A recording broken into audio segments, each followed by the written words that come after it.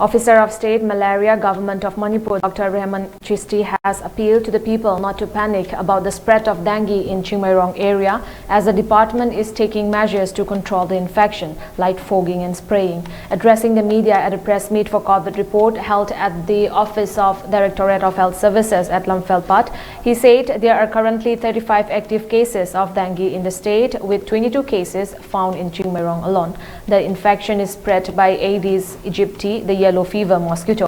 Fogging and spraying have been taken up to kill the mosquitoes and its eggs. These mosquitoes cannot fly more than 40 to 50 feet. Health Department has visited the people infected to monitor their health. Since the infected persons do not have any travel history, it is necessary to investigate whether the infection may have spread from hotels from the nearby area. Dr. Rahman Chisti has appealed to the people to use mosquito nets and mosquito repellent cream to prevent the spread of the infection.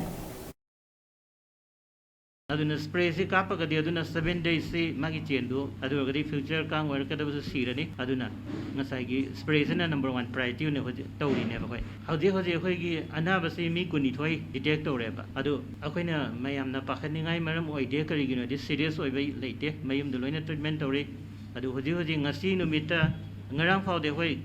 kuni thoi cases mayam loina akoina check tawi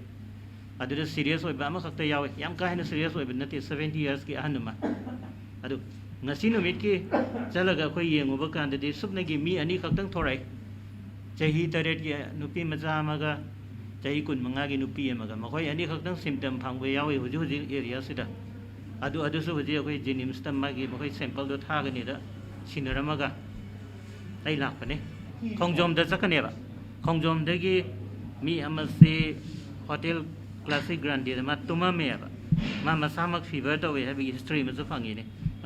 Infalis diamoga kano digi aduna I kongjom chalaga hariba personal semta unagani laibani aduga ya possibility si kai no gadi hoje adwai de hana outbreak laite adu hotel classic laibani na adu di outsider myam laga tumbani na ngasai gi kang du laibani na kang du na chigaga mana sandok ya na haliba kang se akhoi gi adc ne ba madi yam labna pai bangamde mana pai bada 40 feet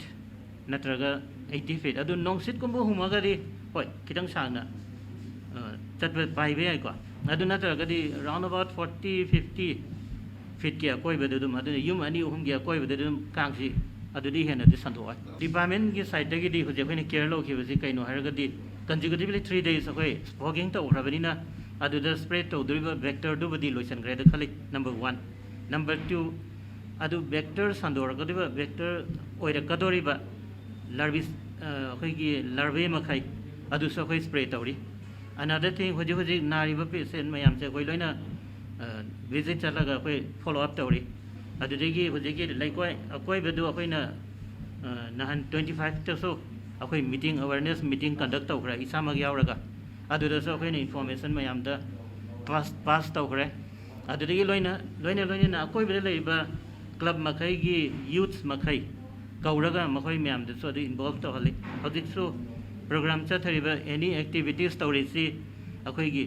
youths makai ya hole sigi definitive treatment laite prevention is the best measures